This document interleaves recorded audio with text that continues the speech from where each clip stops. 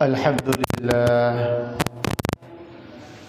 لله وكفى وسلام على عباده الذين اصطفى أما بعد فأعوذ بالله من الشيطان الرجيم بسم الله الرحمن الرحيم والعصر إن الإنسان لفي خسر إلا الذين آمنوا وعملوا الصالحات وتواصوا بالحق وتواصوا بالصبر আমরা সকলে নামাজে যে দুরূদ পড়ে দুরূদটা পড়ে নিই اللهم صل على محمد وعلى آل محمد كما صليت على إبراهيم وعلى آل إبراهيم إنك حميد مجيد اللهم بارك على محمد وعلى آل محمد كما باركت على إبراهيم وعلى آل إبراهيم إنك حميد مجيد الحمد لله আল্লাহ রাব্বুল আলামিনের কাছে অসংখ্য অগণিত শুকরিয়া যে রব্বুল ইজ্জাত ওয়াল জালাল আমাদের হায়াতের মধ্যে বরকত দান করে আমাদেরকে ইংরেজি সনের সর্বশেষ মাস ডিসেম্বর মাসের সর্বশেষ জুমা এবং খুবই ফজিলতপূর্ণ হারাম মাসগুলোর মধ্যে অন্যতম মাস রজব মাসের প্রথম জুমা আদায় করার জন্যে যে মালিক তারই ঘর মসজিদে আসার বসার কোরআন ও হাদিসের কিছু কথা বলার ও শোনার মতো সুযোগ দান করেছেন আমরা আমাদের মালিকের দরবারে সন্তুষ্ট চিত্তে মালিকের শিখানো বাক্যে শুকরিয়া আদায় করি সকলেই বলি আলহামদুলিল্লাহ দুরুদ ও রহমত বর্ষিত হোক রহমাতাল লিল আলামিন হযরত মুহাম্মদ মুস্তাফা সাল্লাল্লাহু আলাইহি ওয়াসাল্লামের প্রতি আল্লাহুম্মা সাল্লি আলাইহি আল্লাহুম্মা বারিক আলাইহি প্রিয় মসজিদের মুসল্লি ভাইরা আমি আপনাদের সমীপে কোরআনুল কারীমের খুবই পরিচিত ছোট একটি সূরা সূরাতুল আসর পাঠ করেছি এই সূরাতুল আসরের আলোকে মানব জীবনে সময়ের গুরুত্ব সম্পর্কে আজকের এই সংক্ষিপ্ত সময় আমরা আলোচনা পেশ করার চেষ্টা করব আমা তৌফিক ইল্লা বিল্লাহ আলাইহি তাওয়াক্কালতু ওয়া ইলাইহি উনীব প্রিয় ভাইরা মনোযোগ থাকলে বলেন তো যে সূরাটার নাম বলেছি সূরাটার নাম কি ভাই আবার বলেন সূরাতুল আসর কোরআনুল কারীমে সূরা আছে কয়টি ভাই সবাই বলেন 114টি শীত তো বেশি পড়তেছে আমার কাছে শীত লাগে তো আপনার বুকটুক খুলে একটু বলি তাহলে ইনশাল্লাহ উপকার হবে বলেন কোরআনুল কারীমে সূরা আছে কতটি 114টি এই 114টি সূরার মধ্যে সূরাতুল আসর হলো 103 নম্বর সূরা সূরাতুল আসর 114 সূরার মধ্যে 103 নম্বর সূরা নাজিলের দিক দিয়ে সূরাগুলো দুই ভাগে বিভক্ত কিছু সূরা মাক্কি সূরা কিছু সূরা মাদানী সূরা তো এই সূরাটা হলো একটি মাক্কি সূরা এরপরে এই সূরার আয়াত সংখ্যা হলো 3টা এই সূরার শব্দ আলফাজ হলো 14টা আর অক্ষর বর্ণ বা লেটার হলো 70টা তাহলে টোটাল সামারি এটি একটি মাক্কি সূরা এটি কোরআনুল কারীমের 103 নম্বর সূরা এই সূরার আয়াত আছে 3টা সূরায় শব্দ আছে 14টা এবং এই সূরার অক্ষর আছে 70টা তাহলে মনোযোগ থাকতে বলেন এই সূরা মাক্কি সূরা না মাদানী সূরা ভাই মাক্কি সূরা এই সূরায় বর্ণ আছে কতটা অক্ষর অক্ষর আছে কতটা? 70টা। আর শব্দ আছে কতটা? 14টা। আয়াত আছে কতটা ভাই? 3টা। সূরার নাম কি? সূরাতুল আসর। কতটা ফজিলতপূর্ণ সূরা! আল্লাহ রাসূল সাল্লাল্লাহু আলাইহি ওয়াসাল্লামের দুইজন সাহাবী, ওনাদের ব্যাপারে বলা হচ্ছে ইযাল তাকায়া লাম ইয়াফতারিকা হাত্তা ইয়াকরা আহাদুহুমা আলাল আখর। এই দুইজন যখন একত্রিত হতেন, উভয়জন পৃথক হতেন না। যখন দুইজন সাক্ষাৎ করতেন, একজন আরেকজন থেকে চলে যেতেন না ততক্ষণ পর্যন্ত, যতক্ষণ না তারা একজন অপরজনকে সূরাতুল আসর না শোনান। তার মানে একজন আরেকজনকে সূরাতুল আসর শুনিয়ে এরপর তারা পরস্পর থেকে পার্থক্য হতেন, একজন আরেকজন থেকে পৃথক হতেন। যখনই একজনের সাথে অপরজনের দেখা হতো, সাক্ষাৎ হতো, তখনই একজন অপরজনকে সূরাতুল আসর শোনাতেন। এই সূরার ব্যাপারে ইমাম শাফিঈ রাহিমাহুল্লাহ তিনি বলেন, লাউ তাদাব্বারান নাস হাযিহি সূরাতু লাওয়াসিআতহুম। দেখেন ইমাম শাফিঈ রাহিমাহুল্লাহ কেমন বুঝেছেন। তিনি বলছেন, কুরআনুল কারীমের 114 সূরা নাযিল না করে আল্লাহ রাব্বুল আলামিন যদি শুধুমাত্র এই সূরাতুল আসরটাই নাযিল করতেন, লাউ তাদাব্বারান নাস, আর মানুষেরা যদি এই সূরাতুল আসরকে অনুধাবন করতে পারত, বুঝতে পারত, লাওয়াসিআতহুম, তাদের নাজাতের জন্যে, তাদের মাগফিরাতের জন্যে, তাদের জাহান্নাম থেকে মুক্তির জন্যে, তাদের জান্নাত পর্যন্ত চলে যাওয়ার জন্যে এই সূরাতুল আসর যথেষ্ট হয়ে যেত। সুবহানাল্লাহ। তাহলে সূরাতুল আসরের গুরুত্ব ফজিলত আছে না নাই ভাই? আছে, অনেক বেশি। এই সূরাতুল আসরের আয়াত যদিও 3টা, কিন্তু ইমাম শাফিঈ বলতেছেন যে এই 3টা আয়াতই মানুষের নাজাতের জন্য যথেষ্ট হয়ে যেত, মানুষের মুক্তির জন্য যথেষ্ট হয়ে যেত, যদি মানুষ এই 3টা আয়াতের মর্ম বুঝতে পারত, যদি মানুষ এই 3টা আয়াতকে ভালোভাবে ধারণ করতে পারত, এই 3টা আয়াত অনুযায়ী যদি মানুষ আমল করতে পারত। প্রিয় ভাইরা, আমরা যদি আমাদের আজকের এই সংক্ষিপ্ত সময়ে সূরাতুল আসরের আলোচনার এই ব্যাখ্যাটুকু, সংক্ষিপ্ত আলোচনাটুকু শুনি। আয়াত কয়টা বললাম ভাই? 3টা আয়াত। আল্লাহ রাসূল সাল্লাল্লাহু আলাইহি ওয়াসাল্লাম বিখ্যাত সাহাবী আবু যর রাদিয়াল্লাহু তাআলা আনহুকে ডেকে বলেন, ইয়া আবা যর লিআতাগুদু ফাতাআল্লামা আয়াতাম মিন কিতাবিল্লাহ খায়রুল লাকা মিন আন তুসাল্লিয়া মিআতা রাকাআ। হে আবু যর, তুমি যদি কুরআনুল কারীমের আয়াতগুলো বুঝার চেষ্টা করো, অনুধাবন করার চেষ্টা করো, প্রত্যেকটা আয়াতের বিনিময়ে তোমার আমলনামায় আল্লাহ রাব্বুল আলামিন 100 রাকাত নফল নামাজের সওয়াব লিখে দেবেন। সুবহানাল্লাহ। তাহলে এক আয়াতের বিনিময়ে কত নাকি? 100 রাকাত নফল নামাজের সওয়াব। আর আমরা যদি 3টা আয়াত ভালোভাবে মনোযোগ দিয়ে শুনি, আল্লাহ রাব্বুল আলামিন যদি চান আমাদের আমলনামায় কমপক্ষে কত রাকাত ভাই? 300 রাকাত। এরপরে এই 3 আয়াতের আলোচনা শোনার পর এই আয়াতকে সামনে রেখে যে আমলগুলো আসবে, যে কথাগুলো আসবে, ওই আমলগুলো যিনি বুঝতে পারবেন, শিখতে পারবেন, রাসূলুল্লাহ সাল্লাল্লাহু আলাইহি ওয়াসাল্লাম ওই একই হাদিসে আবু যর রাদিয়াল্লাহু তাআলা আনহুকে বলেন, ফাতাআল্লামা বাবাম মিনাল ইলমি উমিলা বিহি মা লাম ইউমাল খায়রুল লাকা মিন আন তুসাল্লিয়া আলফা রাকাআ।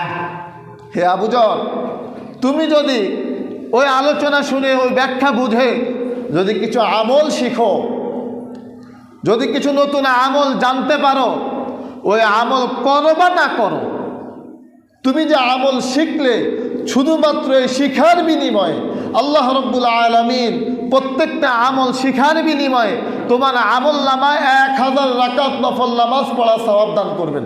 সুবহানাল্লাহ। প্রিয় ভাই, এজন্যে আমরা খুব মনোযোগ সহকারে আলোচনা বোঝার চেষ্টা করি।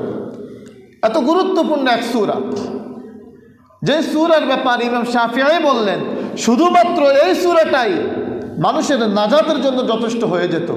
কতটা ফজিলত!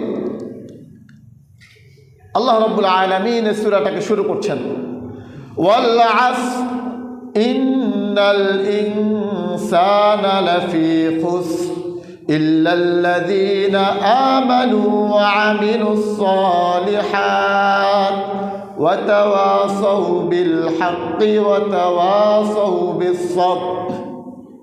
আল্লাহ রাব্বুল আলামিন বলেন ওয়াল আসর, সময়ের কসম, কালের কসম, যুগের কসম, যাই বলেন, মূল কথাটা হলো সময়ের কসম। ইন্নাল ইনসানা লাফি খুসর, নিশ্চয় সকল মানুষ ভ্রষ্টতার মাঝে, বিপদের মাঝে, শঙ্কার মাঝে নিপতিত হয়ে আছে। ইল্লাল্লাযীনা আমানু, তারা ব্যতীত যারা ঈমান এনেছে। প্রথমে মালিক বললেন যে সবাই বিপদে আছে, এরপরে মালিক ওই বিপদ থেকে মুক্ত কারা তাদেরকে পরিচয় করাচ্ছেন যে সবাই বিপদে, তবে এরা ছাড়া। এরা কারা? ইল্লাল্লাযীনা আমানু, যারা ঈমান এনেছে, ওয়া আমিলুস সালিহাত, শুধু ঈমান নয়, ঈমান আনার পর নিজে সৎ কাজ করেছে। এরপরে ওয়া তাওয়াসাউ বিল হাক্কি, নিজে সৎ কাজ তো করেছে এবং সৎ কাজের আদেশও করেছে, অসৎ কাজের বাধাও দিয়েছে, হককে তুলে ধরেছে, কোরআনের হক প্রচার করেছে, নিজেও আমল করেছে, প্রচারও করেছে। আর যখন হক প্রচার করলো, এবার তার বিরুদ্ধে লেগে গেল দুশ্মনেরা, কোরআন বিরোধীরা, ইসলাম বিরোধীরা। 4 নম্বরের বৈশিষ্ট্য রব বলেন ওয়া তাওয়াসাউ বিস সাবর, যখন তার বিরুদ্ধাচারণ করলো, তার বিরুদ্ধে লেগে গেল, তখন সে ধৈর্য ধারণ করলো। এই 4 গুণে যারা, তারা ব্যতীত বাকিরা সবাই পথভ্রষ্টতায় আছে। 4 গুণ কি কি? 1 নাম্বার ঈমানদার, 2 নাম্বার যারা নেক আমল করে, 3 নাম্বার হকের দাওয়াত দেয়, 4 নাম্বার বিপদ আর মুসিবতে, জুলুমের সময় ধৈর্য ধারণ করে। এই 4 গুণে যারা গুণান্বিত, রব বললেন এরা ছাড়া বাকিরা সবাই বিপদগামী, এরা সবাই, বাকিরা সবাই পথভ্রষ্ট। প্রিয় ভাই, তো আমাদের মূল বিষয় ছিল যে সূরাতুল আসরের আলোকে মানব জীবনের সময়ের গুরুত্ব। আল্লাহ রাব্বুল ইজ্জাত ওয়াল জালাল সময়ের কসম কেন করলেন? মালিক যে বিষয়ের কসম করেছেন ওই বিষয় অবশ্যই অত্যন্ত দামি, এবং অন্যান্য বিষয়ের কসম করা যাবে কি যাবে না এ বিষয়ে লম্বা আলোচনা। আমরা মূল আমাদের যে টপিক সে বিষয়ে থাকার চেষ্টা করি যে সময়ের গুরুত্বটা কেমন আমাদের জীবনে। দেখেন, আল্লাহ রাব্বুল আলামিন আমাদেরকে অনেক নাজ আর নিয়ামত দিয়েছেন, এবং মালিক বলেন ওয়া ইন তাউদ্দু নি'মাতাল্লাহি লা তুহসুহা, বান্দা আমি আল্লাহ তোমাদেরকে যে নাজ আর নিয়ামত দান করেছি, তোমরা যদি একটা একটা করে গুনতে থাকো, গুনতে গুনতে তোমাদের কিয়ামত কায়েম হয়ে যাবে, তবে আমার দেওয়া নিয়ামতগুলো তুমি বান্দা গুণে শেষ করতে পারবে না। সুবহানাল্লাহ। আমাদেরকে নিয়ামত যিনি দান করেছেন তিনি কে ভাই? আল্লাহ। আল্লাহ বললেন যে যত নাজ নিয়ামত দিয়েছি, এই নাজ নিয়ামতগুলো বান্দা তুমি গণনা করে শেষ করতে পারবে না। এখন যদি বলা হয় যে আল্লাহ যে নাজ আর নিয়ামত আমাদেরকে দান করেছেন, সেই নাজ নিয়ামতগুলোর মধ্যে বড় বড় নিয়ামত কি কি, তখন আমরা বলতে পারি যে ঈমান অনেক বড় নিয়ামত, ইসলাম অনেক বড় নিয়ামত, কোরআন অনেক বড় নিয়ামত, মুহাম্মদুর রাসূলুল্লাহ সাল্লাল্লাহু আলাইহি ওয়াসাল্লামের উম্মত করে পাঠিয়েছেন, এটা অনেক বড় নিয়ামত। এগুলো বাস্তবিক অর্থেই অনেক বড় বড় নিয়ামত। তবে এই নিয়ামতগুলো পেলাম যে নিয়ামতের কারণে, সেই নিয়ামত হলো আমার আপনার জীবন, আমার আপনার হায়াত। আমার হায়াত থাকার কারণেই তো কোরআন পেলাম, আমার হায়াত থাকার কারণেই তো ঈমান পেলাম। আমার হায়াত থাকার কারণেই তো আমি নবী মুহাম্মদের উম্মত বলে পরিচয় দিতে পারতেছি। এই হায়াত আল্লাহ রাব্বুল আলামিনের পক্ষ থেকে আমার আপনার জন্য কত বড় নিয়ামত, এটা যদি আমরা একটু বোঝার চেষ্টা করি। রব আমাদেরকে না চাইতে মুসলিম পিতামাতার ঘরে পাঠিয়েছেন, মুসলিম পরিবারে পাঠিয়েছেন। আমাদের জন্মটাও নিয়ামতের।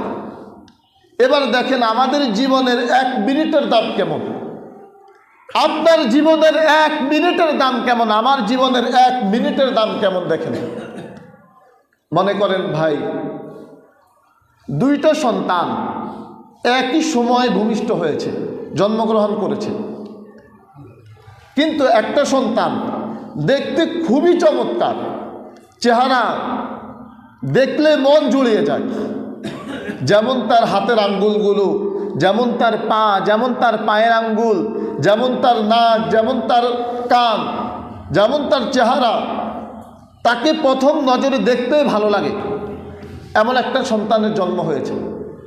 পাশাপাশি আরেকটা সন্তানেরও জন্ম হয়েছে, ও প্রতিবন্ধী, ওকে দেখতেও কুৎসিত, দেখতে খুব বেশি ভালো লাগে না, হাত একটাও ভাঙ্গা, পাও ভাঙ্গা, তার বিভিন্ন অঙ্গ প্রত্যঙ্গের মধ্যে বিভিন্ন ধরনের সমস্যা, এবং প্রতিবন্ধী এক সন্তানের জন্ম হয়েছে। কিন্তু যে সন্তানটা দেখতে খুবই চমৎকার, এ যখন দুনিয়ায় ভূমিষ্ঠ হয়েছে, ভূমিষ্ঠ হওয়ার সময় মায়ের পেট থেকে মৃত হয়ে ভূমিষ্ঠ হয়েছে। কিন্তু যে সন্তানটা দেখতে একটু কুৎসিত, প্রতিবন্ধী, দেখতে ভালো লাগে না, এ যখন মায়ের গর্ভ থেকে দুনিয়ায় এসেছে অসুস্থ অবস্থায়, দুনিয়াতে সে 1 মিনিট হায়াত পেয়েছে। 1 মিনিট হায়াত পাওয়ার পর এরও মৃত্যু হয়ে গেছে। এখন এই 1 মিনিটের পর দুইজনেই তো মৃত। 1 মিনিট পর দুইজন জীবিত না মৃত? ভাই, দুইজনেই মৃত। কিন্তু দুইজনের জন্ম, দুনিয়াতে আসা দুইজনে কি একই রকম ছিল? একরকম ছিল না। একজন এসেছে মৃত হয়ে, আরেকজন মৃত না জীবিত? জীবিত হয়ে। কয় মিনিটে? 1 মিনিট। এবার দেখেন ইসলাম কি বলে, যেই সন্তান দেখতে সুন্দর হলেও ও মৃত হয়ে আসার কারণে ওর জানাজার প্রয়োজন নাই, ওর নাম রাখার প্রয়োজন নাই, ওর দাফন কাফনের প্রয়োজন নাই, ওর গোরস্থানে কবর দেওয়ার প্রয়োজন নাই, কিন্তু দেখতে খুব সুন্দর। অথচ মুসলিম পরিবারে আমার আপনার জন্ম, যদি একটা সন্তান জন্ম হয়েছে, হায়াত পেয়েছে কয় মিনিট? 1 মিনিট। ওই 1 মিনিট হায়াত পেয়ে এই প্রতিবন্ধী কুৎসিত শিশুটাও মারা গিয়েছে। ইসলাম বলে এই যেহেতু মারা গিয়েছে, দুনিয়ার জীবনে 1 মিনিট হায়াত পেয়েছে, 1 মিনিটের অনেক দাম, 1 মিনিটের অনেক মর্যাদা, এর নাম রাখতে হবে, একে গোসল করাতে হবে, একে সুন্দর করে কাফনে পেঁচাতে হবে, এর জন্য জানাজা দিতে হবে, একে মুসলিম গোরস্থানে সুন্দরভাবে কবর দিতে হবে। তাহলে 1 মিনিটের ব্যবধানে এই দুইজন শিশুর মর্যাদা একটা ভিন্ন ভিন্ন। 1 মিনিটের কারণে এই মুসলিম শিশুর মর্যাদা যিনি বাড়িয়ে দিয়েছেন তিনি কে? আল্লাহ। তাহলে আমার আপনার জীবনে কত মিনিট অতিবাহিত হয়েছে, আমার আপনার জীবনের কত ঘন্টা অতিবাহিত হয়েছে, 1 মিনিটের কারণে কত মর্যাদা আমার আপনার। তাহলে প্রিয় ভাই, আমার আপনার এই সময়, দামি সময়টা আমি আপনি কোথায় অতিবাহিত করছি? আল্লাহ রাব্বুল আলামিন সময়ের তো কসম খেয়েছেন, শুধুমাত্র সময়ের দাম আর মর্যাদা আছে বলেই। প্রিয় ভাই, এই সময়টা আমাদের পুঁজি, এই সময়টা আমাদের মূলধন। আল্লাহ রাব্বুল আলামিন সময়ের কসম কেন করলেন, এটা নিয়ে একজন প্রখ্যাত আলেম তিনি চিন্তা করতেছিলেন। চিন্তা করতে করতে তিনি বাজার দিয়ে অতিক্রম করতেছিলেন। তখন তিনি দেখতে পেলেন যে একজন বরফ বিক্রেতা, ওই বরফ বিক্রেতা চিৎকার করে করে বলতেছে, ইরহামু মাইয়াযুবু রাসু মালি। ওই ব্যক্তির উপরে আপনারা রহম করেন, যারা আপনারা ক্রেতা আছেন ওই ব্যক্তির উপরে রহম করেন, যেই ব্যক্তির মূলধন পুড়িয়ে যাচ্ছে, যেই ব্যক্তির মূলধন ক্ষয় হয়ে যাচ্ছে, বরফ বিক্রেতার বরফ তো গলে যাচ্ছে। এজন্য বরফ বিক্রেতা চিৎকার করে করে বলতেছে যে আমার উপরে রহম করেন, আমার বরফটা কেউ কিনে নেন, আমার মূলধন তো গলে যাচ্ছে। প্রিয় ভাই, আমার আপনার হায়াতও গলে যাচ্ছে। তো তিনি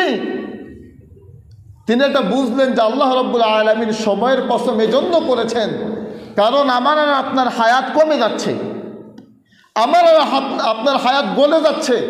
এজন্য মালিক সময়ের কসম করলেন। মালিক বুঝাতে চাইলেন যে বান্দা, তোমার জীবন শেষ হয়ে যাচ্ছে, তোমার জীবন গলে যাচ্ছে, তুমি তোমার এই মূলধনকে, তুমি তোমার এই পুঁজিকে কাজে লাগাও। এই সময় আমার আর আপনার পুঁজি, এই সময় যা করার করতে হবে, পরকালকে এই সময় কামাই করতে হবে। প্রিয় ভাইয়েরা, আমার আর আপনার জীবন থেকে সময়টা হারাই যাচ্ছে। মনে করেন কোনো ব্যবসার মূলধন যখন, পুঁজি যখন ক্ষয় হয়ে যায়, লসে চলে যায়, তখন ব্যবসায়ী খুশি হয় না চিন্তিত হয়? সবাই বলেন খুশি হয় না চিন্তিত হয়? তাহলে আমার আর আপনার পুঁজি, আমার আর আপনার মূলধন হলো সময়, এটা যে ক্ষয় হয়ে যাচ্ছে, আমার আর আপনার খুশি হওয়া দরকার না চিন্তিত হওয়া দরকার? তা আমার আর আপনার জীবন থেকে একটা বছর অতিবাহিত হয়ে যায়, একটা বছর চলে যায়, আর মুসলিম আমরা, অথচ আমি আর আপনি হ্যাপি নিউ ইয়ার পালন করি, আমি আর আপনি 31st নাইট পালন করি।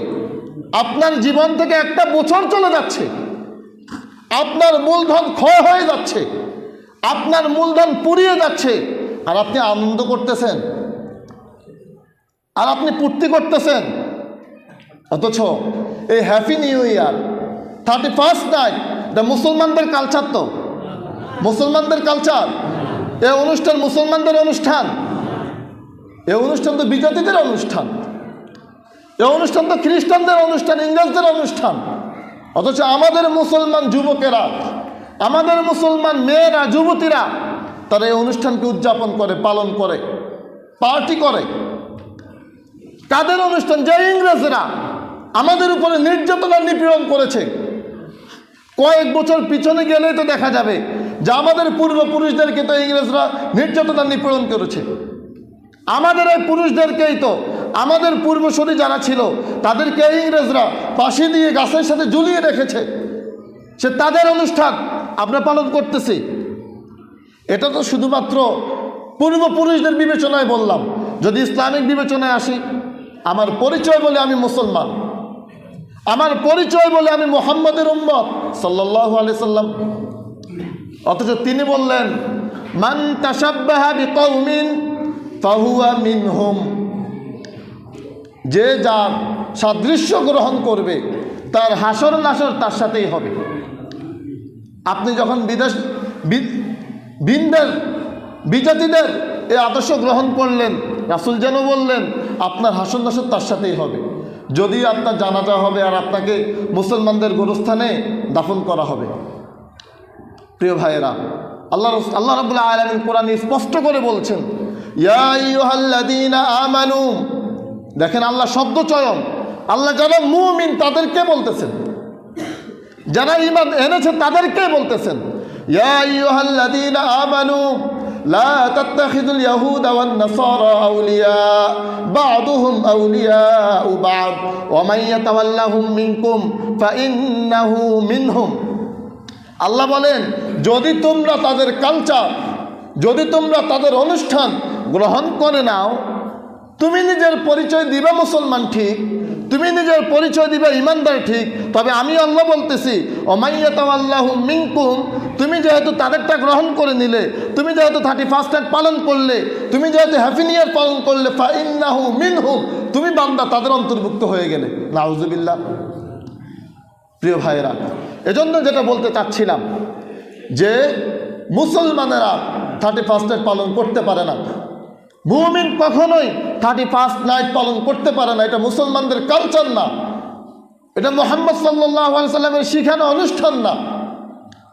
প্রিয় ভাইয়েরা, তা আমরা মূলে যেখানে ছিলাম যে আমার আপনার হায়াত কমে যাচ্ছে, আমার আপনার জীবনের মূলধন শেষ হয়ে যাচ্ছে, অথচ আমার আর আপনার উচিত ছিল এই শেষ সময়টা রবের ইবাদতে কাটানো।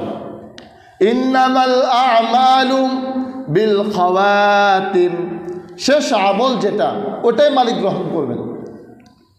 এই 31 নাইট পালনের সময় যদি আপনার মৃত্যু হয়ে যায়, ওই হাসরে ওভাবেই ওঠা হবে যে অবস্থায় মৃত্যু হয়েছে। এজন্য সব সময় আমলের সাথে থাকার চেষ্টা করা, এই জীবনকে কদর করা। মালিক যে হায়াত দিয়েছেন, মালিক যে সময়ের কসম করেছেন, হায়াত মানেই সময়, জীবন মানেই সময়। সময় আছে বলে আপনি আছেন, আপনার হায়াত মানেই জীবন, আর এই জীবন মানেই সময়। এই সময় আছে বলে জীবন আছে, জীবন আছে বলে হায়াত। সময় পড়িয়ে যাবে তো জীবন শেষ। এজন্য আল্লাহ রাসূল সাল্লাল্লাহু আলাইহি ওয়াসাল্লাম বলেছেন, ইগতানিম খামসান ক্বাবলা খামসিন হায়াতাকা ক্বাবলা মাউতিক, যে 5টা জিনিস আসার আগে 5টা জিনিসকে মূল্যায়ন করে বান্দা। 5 জিনিস অনেকগুলো, আমরা শুধুমাত্র আমাদের প্রয়োজনীয় যেটা সেটা নিই, যে হায়াতাকা ক্বাবলা মাউতিক, আমার আর আপনার জীবন স্থায়ী জীবন না অস্থায়ী জীবন? মরণ আসবে কি আসবে না? আসবে, সকলের আসবে, কেউ থাকবে না। যেখানে রাসূলকে আল্লাহ বলতেছেন যে হে রাসূল, যেখানে আপনি থাকেন নাই সেখানে আর অন্যরা থাকবে কিভাবে? মরণ যে হবে এটা সবাই বিশ্বাস করে, মুমিন বলেন আর কাফের বলেন সবাই বিশ্বাস করে, মুনাফিক বলেন আর ফাসিক বলেন সবাই বিশ্বাস করে, জালেম বলেন আর মাজলুম বলেন সবাই বিশ্বাস করে যে মৃত্যু একদিন হবে। তো সেই মৃত্যু আসার আগে রাসূল বলেন, তোমার এই জীবনকে বান্দা তুমি গনিমত মনে করো, উম্মত তুমি গনিমত মনে করো, তোমার এই জীবনকে উম্মত তুমি সাজাও। হাসান আল বসরি রাহিমাহুল্লাহ তিনি বলেন, ইয়া ইবনে আদম ইন্নামা আনতা আইয়াম ফাইদা যাহাবা ইয়াউমুকা যাহাবা বা'দুক, হে বনি আদম, তুমি তো নির্দিষ্ট কিছু দিনের সমষ্টি, তোমার দিন থেকে তোমার জীবন থেকে একটা দিন চলে যাওয়া মানে হলো তোমার জীবন থেকে একটা দিন হারিয়ে যাওয়া। এজন্য তুমি তোমার এই দিনকে কদর করো, তুমি তোমার এই দিনটাকে মূল্যায়ন করো, এই দিনটাকে তুমি তোমার আমল দিয়ে সাজাও। আরেকজন কবি তিনি আরো চমৎকার করে বলেছেন, হায়াতুকা আনফাসুন তুআদ্দু ফাকুল্লামা মাদা ফাকুল্লামা মাদা নাফাসুন আনকাসতা বিহি জুজআ। তিনি বলেন যে প্রত্যেকটা নিঃশ্বাস, হাসান আল বসরি তো বললেন যে প্রত্যেকটা দিন, আর এই কবি বলেন যে প্রত্যেকটা নিঃশ্বাসে হায়াত। একটা নিঃশ্বাস ফেললাম আর নিতে পারলাম না তো এটা আমি শেষ, অথবা একটা নিঃশ্বাস নিলাম আর ফেলতে পারলাম না তাহলে তো আমার জীবনের শেষ। তিনি বললেন যে প্রত্যেকটা নিঃশ্বাস এটাই হায়াত, এটাই জীবন, প্রত্যেকটা নিঃশ্বাস রবের বন্দেগীতে কাটানো। আর রব প্রত্যেকটা নিঃশ্বাসেরই হিসাব নেবেন যে কোন নিঃশ্বাসটা রবের গোলামিতে কেটেছে আর কোন নিঃশ্বাসটা রবের গোলামিতে কাটে নাই, রবের নাফরমানিতে কেটেছে। এজন্য প্রিয় ভাই, প্রত্যেকটা নিঃশ্বাসের কদর করা, প্রত্যেকটা দিনের কদর করা, প্রত্যেকটা সময়ের কদর করা। ইমাম ইবনুল কাইয়্যিম রাহিমাহুল্লাহ তিনি খুব চমৎকার করে বলেছেন যে মানুষ যে চিরস্থায়ী জান্নাতে যাবে, ওই জান্নাতে যাওয়ার মূল যে বিষয় সেটাই হলো সময়। আর মানুষ যে জাহান্নামে যাবে, ওই জাহান্নামে যাওয়ার মূল যে কারণ সেটাও হলো সময়। তার সময়ে সে যদি জান্নাতে যাওয়ার কাজ করে তবেই তো সে জান্নাতে যাবে, তার এই সময়ে সে জাহান্নামের কাজ করার কারণে তো সে জাহান্নামে যাবে। এজন্য মানুষের মূল জীবনটা হলো তার সময়। এই সময়কে যে জান্নাতের কাজে লাগাবে সে জান্নাতি হবে, এই সময়টাকে যে জাহান্নামের কাজে লাগাবে তো সে জাহান্নামী হবে। ইমাম ইবনুল কাইয়্যিম রাহিমাহুল্লাহ তিনি বলেন, ফাহুয়া ইয়ামুরু মাররা সাহাব, এই সময়টা বাতাসের ন্যায় চলে যায়। আমি আপনি বলি যে ভাই আপনি একটু 1 মিনিট দাঁড়ান, আমি আসতেছি। তো আপনি বললেন যে ঠিক আছে আমি 1 মিনিট দাঁড়াইলাম, আপনি আসেন।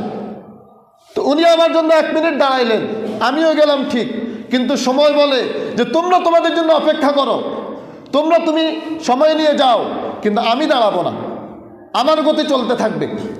কারোর জন্য সময় অপেক্ষা করে না। তিনি 1 মিনিট দাঁড়ালেন ঠিক, কিন্তু ওনার জীবন থেকে 1 মিনিট চলে গেল।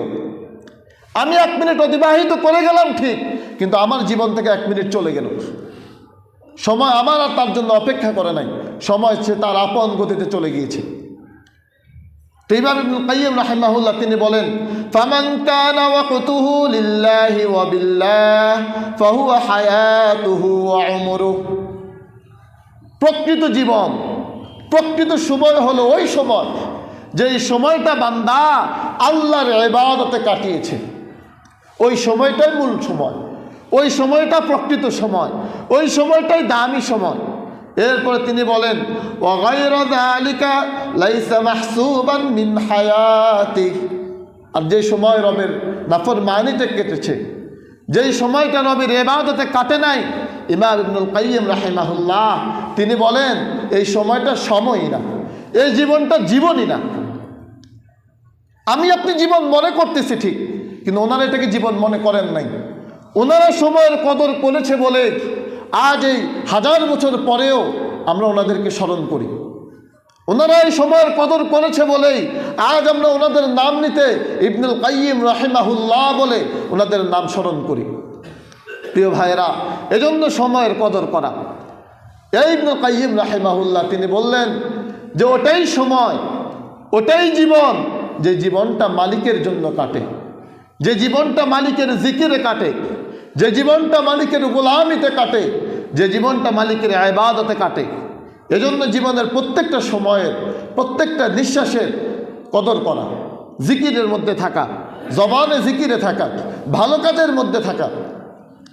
যখন জান্নাতীরা জান্নাতে যাবে, এটা আমি প্রায় বলি, যখন জান্নাতীরা জান্নাতে যাবে তখন জান্নাত, এটা বোঝার জন্য শুধু কোনো হাদিসের উদ্ধৃতি না, জান্নাতে 2 ব্যক্তি একই জায়গায় একই নাজ নেয়ামতে আছে, কিন্তু এই 2 ব্যক্তি, এক ব্যক্তি যখন তার খাটের মধ্যে পিঠকে এপাশ ওপাশ করে তো খাট আওয়াজ করে, অপর ব্যক্তি যখন পিঠকে এপাশ আর ওপাশ করে তার খাটও আওয়াজ করে, কিন্তু দ্বিতীয় ব্যক্তির খাটের মধ্যে আওয়াজের সাথে সুঘ্রাণ বের হয়, প্রথম ব্যক্তির খাটের আওয়াজে সুঘ্রাণ বের হয় না।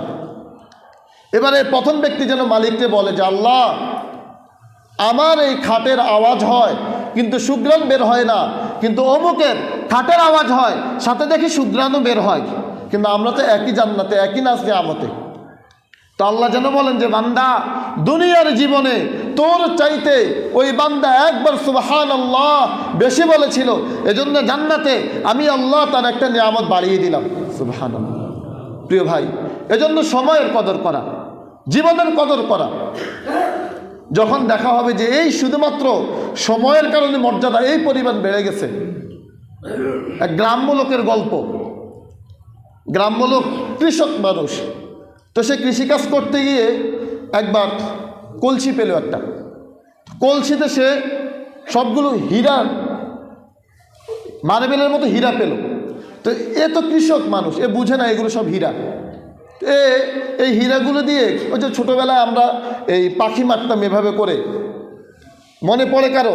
এগুলোর নাম কি? মানে এভাবে দুইটাতে বুলেটের মতো করে, বুলেটের মতো করে ইয়ে মারা হইতো, মার্বেল মারে না, এভাবে ধরে মার্বেল মারে, বুলেটে ধরি, তো বুলেটের মতো করে মারা হতো। তো মার্বেলের মতো তো এই কৃষক মানুষ কি করছে, তার এই মণিমুক্তাগুলো এভাবে করে মার্বেলের মতো করে বিভিন্ন জায়গায় গিয়ে মারত। এটা বুঝে নাই যে এগুলো সবগুলো মণিমুক্তা। তো অনেক দিন পর তার এক বন্ধুর সাথে সে শহরে গেল। শহরে যাওয়ার পর সে দেখতে পেল শহরে অনেক চমৎকার দোকান, এবং এই ভালো ভালো দোকানগুলোর মাঝে অন্যতম একটা দোকান, যেই দোকানে সবগুলো স্বর্ণ দিয়ে সাজানো। তো ওই দোকানে তারা ঢুকলো, ঢুকে দেখলো যে স্বর্ণ দিয়ে সব সাজানো, এবং সবচাইতে মর্যাদাবান এক জায়গায় স্বর্ণর এক বড় মিনার তৈরি করে ওই মিনারের মাথায় তার কাছে যে মার্বেলগুলো ছিল এরকম একটা মার্বেল বসানো ওখানে। এবার ওই কৃষক ওটা দেখে হাসতেছে। দোকানদার এটা দেখলো যে কৃষকে ওই মিনারের মধ্যে যে মার্বেলটাও মার্বেল দেখে হাসলো। দোকানদার এই কৃষককে জিজ্ঞাসা করলো যে তুমি হাসলা কেন? কৃষক বলতেছেন না ভাই এমনি হাসছি। বললো না, তোমার এই হাসির মধ্যে রহস্য আছে, তুমি কেন হাসলা বলো। তো এই কৃষক বলতেছে যে আমি হাসলাম এজন্যে যে আপনি যে মার্বেলকে স্বর্ণের দোকানের মধ্যে এত সাজানো গোছানো দোকানের মধ্যে এত মর্যাদাবান জায়গায় মার্বেলটা রেখেছেন, আমি তো এই মার্বেল গুল্লি মেরে শেষ করে দিয়েছি, অসংখ্য মার্বেল। তখন ওই দোকানদার বলতেছে যে তুমি জানো যে এটা কি? বললো যে আপনি যেটা সাজিয়ে রেখেছেন এরকম দিয়ে একটা আমার পকেটে এখনো আছে, এই যে দেখেন। তো ওই দোকানদার দেখে বললো যে আরে পাগল, এটা তো মণিমুক্তা সব, এই যে আমি যেটা সাজিয়ে রেখেছি এটা তো মণিমুক্তা। তখন ওই কৃষক এবার চিৎকার মেরে মাটিতে লুটিয়ে পড়লো যে আমি এই মণিমুক্তা, এত দামি জিনিস আমি গুল্লি মেরে মেরে শেষ করে দিলাম। প্রিয় ভাই, যখন জান্নাতে যাওয়া হবে, যখন দেখা হবে যে সময়ের কদর করার কারণে একজনের মর্যাদা এত বেশি হয়ে গেছে আর আমি সময়ের কদর না করার কারণে আমার মর্যাদা এত নিচে রয়ে গেছে, তখন আফসোস করা ছাড়া আর কিছু থাকবে না। এজন্য সময়ের অনেক দাম, সময়ের অনেক কদর করা। ওই কৃষকের মতো আমরা যদি আমাদের সময়গুলোকে নষ্ট করে ফেলি, অযথা কাজে নষ্ট করে ফেলি, তাহলে প্রিয় ভাই আমার আপনার জন্যে কৃষক তো দুনিয়া আফসোস করেছে, আমার আপনার জন্য পরকালে আফসোস ছাড়া আর কিছুই করার থাকবে না। এজন্য দুনিয়ার জীবনে সময়কে কদর করা, সময়কে রবের ইবাদতে কাটানো, রবের গোলামিতে কাটানো। আলী রাদিয়াল্লাহু তাআলা আনহু তিনি বলেন, ইরতাহালাতিদ দুনিয়া মুদবিরা ওয়ারতাহালাতিল আখিরাতু মুকবিলা ওয়া লিকুল্লি ওয়াহিদাতিন মিনহুমা বানুন কুনু মিন আবনাইল আখিরা ওয়া লা তাকুনু মিন আবনাইদ দুনিয়া ফাইন্নাল ইয়াওমা আমালুন ওয়া লা হিসাবুন ওয়াদান হিসাবুন ওয়া লা আমালুন। তিনি বলেন, তোমরা দুনিয়ার সন্তান হয়ো না, তোমরা পরকালের সন্তান হও। ফাইন্নাল ইয়াওমা আমালুন, আজ হলো আমল করার দিন, আজ হলো নেকি কামাইয়ের দিন, আজ হলো পরকাল সাজাইয়ের দিন। গদান হিসাবুন ওয়ালা আমালুন, অচিরে এমন একটা দিন আসবে যেই দিন তুমি আর আমল করতে পারবে না, ওই দিন শুধুমাত্র হিসাবে দিতে হবে। প্রিয় ভাই, দুনিয়াতে আল্লাহ আমাদেরকে পাঠিয়েছেন পরকালকে সাজানোর জন্যে, দুনিয়াতে আমাদেরকে পাঠিয়েছেন পরকালের সামান নেওয়ার জন্যে, দুনিয়াতে আমাদেরকে পাঠিয়েছেন পরকালকে অর্জন করার জন্যে। এই দুনিয়ার জীবনেই দেখেন না, যদি 1-2 দিনের জন্য কক্সবাজার যাই, আমরা কোথাও সফরে যাই, তো আমরা সব কিছু গোছগাছ করিনি, দেখি যে মোবাইলের চার্জারটা নিলাম কিনা, দেখি যে প্রয়োজনীয় জামা কাপড়গুলো নিলাম কিনা, প্রয়োজনীয় টাকা পয়সা নিলাম কিনা, সবগুলো চেক করি। 2 দিনের সফরের জন্য কত প্রস্তুতি নিই, অথচ আখিরাতের অনন্তকালের জীবনের সফর কি প্রস্তুতি নিলাম ভাই? দুনিয়ার 2 দিনের সফরের জন্য শ্বশুর বাড়িতে বেড়াতে যাবেন, কত প্রস্তুতি নিই? 2 দিনে তো থাকবেন, 1 সপ্তাহে তো থাকবেন, কত প্রস্তুতি, টাকা পয়সা নিলাম কিনা? তো আখিরাতে তো অনন্তকালের সফর, কি প্রস্তুতি নিলাম ভাই? প্রিয় ভাই, এজন্য আল্লাহ রাব্বুল আলামিন সূরাতুল আসরে সময়ের কসম এজন্যই করেছেন যাতে করে আমরা এই সময়ের কদর করার মাধ্যমে পরকালে জাহান্নাম থেকে মুক্তি পেতে পারি এবং জান্নাত পর্যন্ত পৌঁছে যেতে পারি। আল্লাহ রাব্বুল আলামিন আমাদের সবাইকে সময়ের কদর করার তৌফিক দান করুন। আল্লাহ রাব্বুল আলামিন আমাদেরকে বিজাতীয় এই সকল কালচার থেকে মুক্ত থাকার তৌফিক দান করুন এবং আমাদের যুবক ভাইদেরকে এই হ্যাপি নিউ ইয়ার বলেন, 31st নাইট বলেন, এমন বিজাতীয় কালচারগুলো থেকে আল্লাহ রাব্বুল আলামিন যাতে করে তাদেরকে মুক্ত থাকতে পারে সে তৌফিক দান করে। ওয়া আখিরু দাওয়ানা আলহামদুলিল্লাহি রাব্বিল আলামিন।